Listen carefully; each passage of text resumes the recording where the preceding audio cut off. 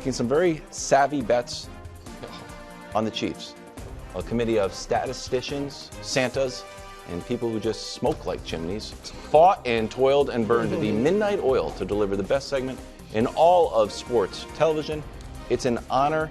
It's a privilege. It's time for a special Thursday holiday edition of Nick's Tiers. Indeed it is. Thank you as always for the wonderful introduction, Kevin Wilds. It was a great bet. I might post it on Twitter. I haven't decided yet. It was nice. It was pretty great. I wouldn't do it if I were you. I might post it without the dollar amounts included. A lot of money. Something like that. Hey, listen, some of us just knew Travis Kelce was going to get the record-breaking touchdown, Also, and the Chiefs can't guard tight ends, like and they're going to blow them out. Knowledge with me. What? Hey, Kev, here's an easy bet. This. Yeah. Yeah, that's. Want to take care of holiday gifts? Okay. I got a wedding. Sorry, Nick's Tiers.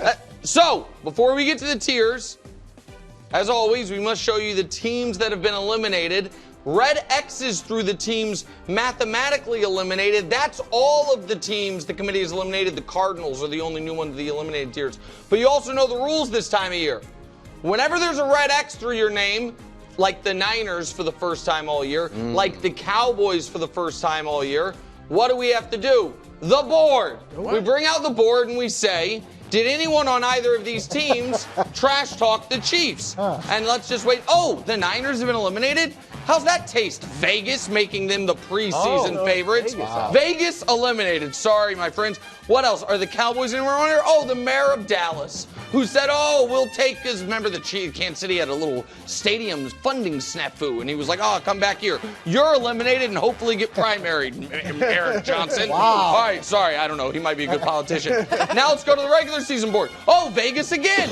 Niners are going into the year, better odds than the Chiefs eliminated. Is there anyone else on here? Oh, Debo, best team the last 6 years with 0 championships to speak of. That's sad. Now you're going to miss the playoffs once again. Done with the board. Time for the tiers. Oh, a lot, Draymond, we're coming for you too, buddy. Chiefs going to lose first playoff game. There's Derrick Henry, Lamar. There's Rex Ryan. Makes the board look funny. All right, facing elimination tier.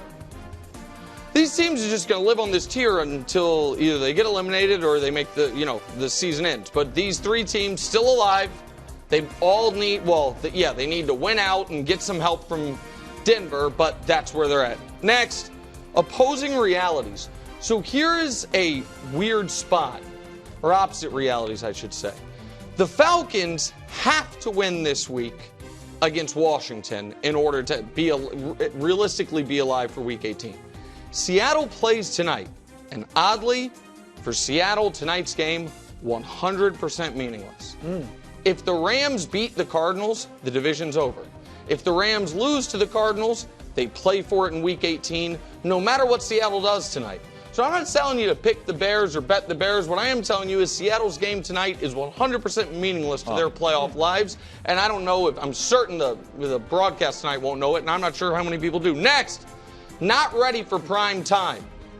And oddly, this could be a round 1 matchup. Likely will be a round 1 matchup if the seeds hold, with Houston being the 4, Pittsburgh being the 5, which means these 2 teams who are both playing their worst football, worst time of the year, if that's a round 1 matchup, by definition, one of them is getting to round 2. But I do feel like, despite Coach's passionate case that we saw this week, neither one of these teams is really ready for the cream of the crop NFL teams. Just can't collapse. All right, so these 2 teams, both of them theoretically could get in, even if they lose their final 2. Both of them definitively 100% get in if they win just one. For Denver, that means you just have to beat either Cincinnati or the backup Chiefs. For the Chargers, that just means you have to beat the Patriots or the first-string Raiders. What's harder, backup Chiefs, first-string Raiders? I'm kidding. We know it's the backup Chiefs. But regardless, point is this. These have been great seasons for both of these teams. With a rookie quarterback, with a new head coach, you just can't collapse against these teams down the stretch and miss the postseason. Playoff bonus. So it feels like making the playoffs anything they do in the playoffs, I should say, would be a bonus for either of these teams. They just have to officially get there. Washington's already thrilled. Oddly, they're not officially in yet, but it's very hard to find the scenario where they don't make it, but one more win would lock them in. Tampa is going for the 4th straight division championship for them. The last time Tampa didn't win the division, they won the Super Bowl. So it's been quite some time since Tampa was not in the postseason. And then once they get there, it feels like any wins would be a bonus. Round 1 nightmare. So here's the deal, Brew, between, your NFC main squeeze and my NFC side piece. No one wants to play either one of these teams. But they're probably going to be playing each other in round 1. This is the likely 3-6 because the Packers it's going to be very hard for them to climb to 5, hard for them to fall to 7, and the Rams, assuming they don't fall apart, are kind of stuck there likely at 3. So I think these teams could beat anyone in the NFC side of the bracket in any round really, but one of them likely is going home, which will be an incredibly given how the Rams are one of the hottest. I think they've won 8 of 10. The Packers are playing their best ball as of late. One of them is going to be going home after wild card round if the bracket holds. Buy or bust? I can't imagine the swing here for the Vikings and the Lions. It is pretty likely these two teams go into the 272nd game of a 272-game season, Sunday Night Football, where the winner gets the 1 seed and home field advantage throughout, and the loser is on the road maybe 6 days later in round 1. Whoever gets that bye should be, even if it's the Vikings and Sam Darnold, the at least slight favorite to win the conference. And whoever loses that game is going to be in a dogfight every round of the playoffs. It's going to be, if it holds, it'll be one of the most consequential regular season games in recent memory. Next, when they're rolling, Baltimore and Philly. These are two teams that when things are rolling, the defense running around like Philly's been all year and Baltimore's been as of late. Their all-pro superstar running backs are doing all-pro superstar running back things, and their dual-threat quarterbacks are hitting the deep ball while also hitting stuff with their legs. They look like they are as good as any team in the league. With Baltimore, you worry about the ghosts of playoffs past. With Philly, you worry about the coach who even this past week evidently got into it with Zach Ertz right after the game. Once again, thank God Big Dom was there to save the day. But but when they're rolling, they look as good as anyone. 85 Dolphins. So the 1985 Miami Dolphins had an MVP candidate quarterback named Dan Marino. They won 12 games. But their sole real contribution in NFL history is this. They are the reason the 85 Bears didn't go undefeated. They don't really get remembered for that, but it is a nice little footnote to history. Sadly, they might have been the second best team in football that year. I think that's going to be the same story for these Buffalo Bills. Their only real contribution is going to be they're the reason the Kansas City Chiefs did not go undefeated en route to a three-peat. And atop the tiers, the practicing Chiefs. Because let's be honest, the only thing better than the Chiefs when they're practicing are, of course, the playoff Chiefs, who are really the team atop the tiers. When you're 15-1, you get 2 teams on the tiers. The practice version that's better than everyone else, and the playoff version that's only better than you when you're practicing. That, coach, is a flawless, be honest. You tried and tried to tear it apart. No issues with these tiers. The committee in postseason form, much like the Chiefs. I can see that you guys did it over Zoom, and you said there were a couple guys that were drunk, and that's obvious as well. Now, and I'm really disappointed because you talk about the Eagles and how much you love the Eagles, but you have them below the Bills. And I know what you're saying. I know what Nick's going to say. But they just lost. They just lost. Well, this is the tiers. Yeah. Not the power rankings. If you want that, go get the USA Today. That's correct. So the Eagles should be above the Bills for some obvious reasons. And a friend of mine once said, defense wins championship. Facts. Right? I mean, this guy's made this like a thing. So let's take a look at where they are defensively. Let's just compare it. Let's just compare it to your Buffalo Bills. So here they are, 5th in points per game, 1st yards per game, 1st opponent yards per play, 2nd opponent pass yards per game, 6th opponent third down versus 29th. So they've got a huge edge defensively. And then the second thing is, and you talked about it, the running game. So what's going to help support the defense is going to be the running game. So they've got a huge edge there. And not only does that, can we bring up Saquon's numbers and the Eagles running game? 1st, 4th, 1st, and 2nd. So you're able to control the clock. That helps your defense. But what it also does is it keeps the opponent's offense off the field, an issue that the Bills, can't adjust for. and don't have anywhere near the edge in either of these two areas. So from a complete team perspective, I would say that the Eagles are clearly above Buffalo. So here's the thing.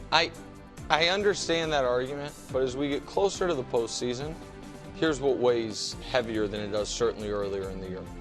How good's your quarterback? The Bills have that edge. How good's your coach? The Bills have that edge. Not statistically. The McDermott versus Sirianni? Right, not Sirianni's out here cooking, man. I know we don't Doesn't love the guy. Sirianni have the best win percentage It's of any up- it's active right head up coach, there. better than He's not Andy good at Reid? press conferences or player management or strategy. But Yeah, take those but wins. he wins. But he though. wins. He's out here winning games. All right. I I'm think a coach win. I think he's got the best winning percentage. I think McDermott's better. And then lastly, and this is the one Wilds always has me check on, team vibes. Who has better team vibes, Wilds? Yeah, Bills there or must be Eagles? great I vibes don't from know. Buffalo after sneaking by New England. Well, I don't know. They Yeah. seem I saw they him doing the seem Congo pretty. line up Here's there. the thing: they seem pretty happy with the diamond-encrusted chain that the offensive line got Josh Allen that Brew was telling us about. Yeah, with So- Odds are not premature perfect. MVP. And also, I didn't want to bring it up because it feels silly. Moderately small chain. Oh no! I mean, it's moderately small though. Maybe that's his style. It was a little. Maybe that's his style. He's a kid from Wyoming or wherever the hell he's from. Look at Jalen Hurts' chain. Well, yeah, I gotta I'm just tell saying, you. Jalen Hurts was out there. I gotta Great tell you. It was point. shiny. Yeah, Jalen Hurts. It was. Great point. Wow. I'm just saying. Jalen Hurts bought that We himself. need to get the size of the chain matters, which Nick. one is Oh, hey, Jeremy. The size of the chain matters. Go ahead. All right, I'm with Coach. I mean, you can definitely see that some of the guys on the tier. What is to wrong me, with the were tiers? inebriated. All right. I'm sorry. I don't understand. I'm shocked that you have the Bills ahead of the Ravens. Everybody just hates the Bills. Well, my bar, the Ravens are 25 points Oh better my than God, the that game. happened. I mean, they're 20. Bro. They're true. 25. I really could end it right there. That- they actually that game- played They each played other. a game And against- my was team before destroyed No them. one talks NBA about it. season started. This isn't NBA. NFL is different. I'm It's saying- 17 games. Head to head. Everyone matters. It ain't the NBA. No. I mean, come on. But I got more though. Here. Yeah. And I'm just gonna take from your argument you just said. You said the reason Buffalo's ahead of Philadelphia because the coach is better. Well, first thing I Who's said was better in quarterback. this? Uh, Sean McDermott, John Harbaugh. Close, but horrible. Okay, Harbaugh's got the Super Bowl. QB. I mean, The it's a Bills. toss-up. Not to me. Not come the playoffs. It's not. I said come the playoffs. I mean, It's Josh not. has had some great playoff moments, and he's had some clunky playoff Right, and moments Lamar's too. just had the- But I Lamar can't. just got over that hump with the Steelers. Right. I'm going on this season, and they both been great. It's arguable, I'd say, but I'd take Lamar, but that's arguable. But here's the other thing: Ravens have the more balanced and better offense. Would you say agree with it? It's certainly more balanced. They got the Definitely more second balanced. best running back. Definitely right. more They can throw the football. Defensively, recently, here's what the Ravens have been doing the last 6 weeks. Best in the league. I mean, statistically, 16 points a game against 5 playoff teams. Second or first in all those categories. Here's what the Bills have been doing over the last 3 weeks defensively. Tell me about it. Giving up 35 points a game. All right, I mean, so defensively, I'm going with the Ravens. The one-on-one, we got that. Here's the thing, Nick. Playoff teams. Ravens 7-3 against teams with winning records this year. Bills 3-3. It's okay, but 7-3 versus 3-3. And here's, I know you're saying, yeah, but they beat the Chiefs. And the Chiefs beat the Ravens. Well, I can take that argument and say Houston beat Buffalo and the Ravens demolished Houston. Yeah. So And I don't think just because they beat the Chiefs, and that's an achievement, that the they should be achievement. second. There's really no other reason to have them second. Because like Coach said, I didn't think this was the standings. It's not the standings. I thought it was, Seems you like know. the standings. Yeah, it looks It's a not- lot like the Kinda standings feels to me. like 12-3, 11-5. Obviously not the standings, because if you look at it, if we zoom out a bit, the 5-loss Ravens are ahead of the 2-loss Vikings and the 2-loss Lions. So obviously not the standings. The committee and the tiers will take a lot of slings and arrows. What we won't have is you guys comparing us to these facile standings or power rankings as you both did. Borderline USA Today. Okay, Look we're at not going to have that. I thought I saw that earlier. Not from you, Christine Brennan, Jarrett Bell, or anyone. The page of the New York Times. It looked just like the tiers. This is an outrage. The red line is calling it power rankings. Yeah. That is a line you don't cross. You can dance around calling it the standings, but if you guys call it power rankings. That's what he did. Kind of felt that way. Call it power rankings. I'm moving the Lions up. The Lions, I think I'm putting them underneath the Chiefs. No, they play the Bills. Okay, that's fair. I make that argument a lot. Put them right next to the Bills because the Lions also beat the Vikings, and they're next to each other, so do that. Lions this season versus current playoff teams. Brews here bragging. The teams are 7-3 and 3-3. Lions are 5-1. Still scoring 30 points a game. We know they're just every offensive number is great. Pressure Goff, which used to be Goff's kryptonite, even though he's a civilian. Goff all of a sudden, I don't know, great under pressure. It's Joe Burrow, Lamar, and Jared Goff.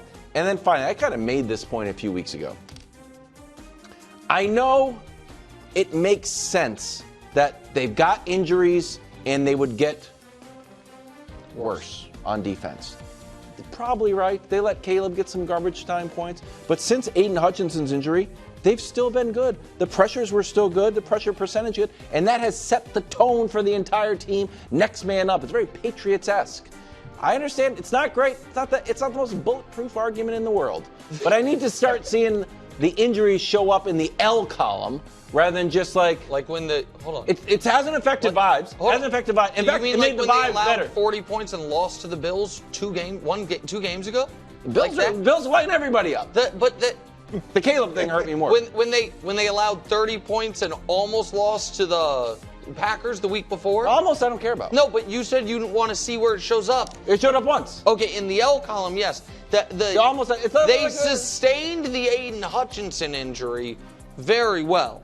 It's the dozen injuries since then that makes you concerned. You're right that after week 6 the defense kept humming, but it's since week 12, 13 where the injuries have really piled that we worry. Now, a pro column in the vibes, I don't know if you guys saw, the Lions today signed Teddy Bridgewater. And I do love that. Yes. Teddy Bridgewater won a state championship coaching and then was like, all right, I did what I was going to do. Back. Now I'm going to go play with the team. And the Lions like, come on back, Teddy. We love you. And so I do like that. Good vibes. That is absolutely. Nice vibe. That is good vibes. I thought we missed the window on that. On what?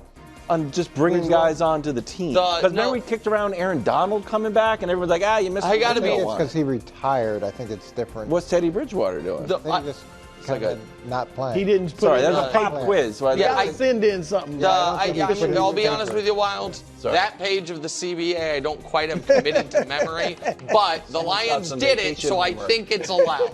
I don't think. I'm just saying, Aaron Donald. We don't know why. I like Teddy Bridgewater a lot. I'd put a call in Aaron Donald if we're just getting guys if I'm not retirement. mistaken, I think Aaron Donald can come back, but only to the Rams. But again, or it's like a waiver claim. Buddy. There you go. What are you doing? That was great. That's another segment. Thanks for watching. Subscribe here to get more from the show and to check out clips from other shows on FS1.